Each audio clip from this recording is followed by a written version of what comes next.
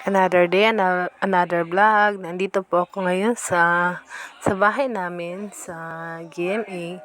So pagdating ko medyo magulo ng konti. So nag-imis-imis lang ako. So again imis-imis lang pagpag. So walis-walis lang kasi medyo nagugulahan ako sa ayos ng aming bahay. Naiintindihan ko naman kung bakit kasi marami talagang trabaho ang kapatid ko dito.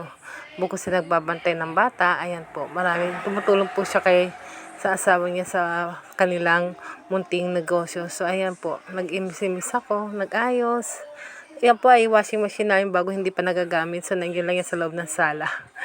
So yun ang ginagawa ko talaga, see to it na medyo ayos lang ang aming bahay. Walang masyadong kalat kasi ayun man lang maitulong ko sa kanya. Tapos pati sa mga namin, sa lalagyan ng TV, see to it na maayos, walang alikabok.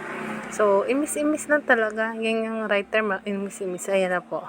O, diba, naka-formation na. So, magandang tignan kasi pumaayos ng sala. Nakakaaliwalas Nakakadagdag kalma ng ating kaisipan. So, ganun din sa aming kwarto. Naku, punong-puno ng mga una na walang katiklop-tiklop, nag-aayos-ayos. So, talaga nag-inis din ako, nagpagpag, nagbago na ako ng sapin namin dyan sa kama.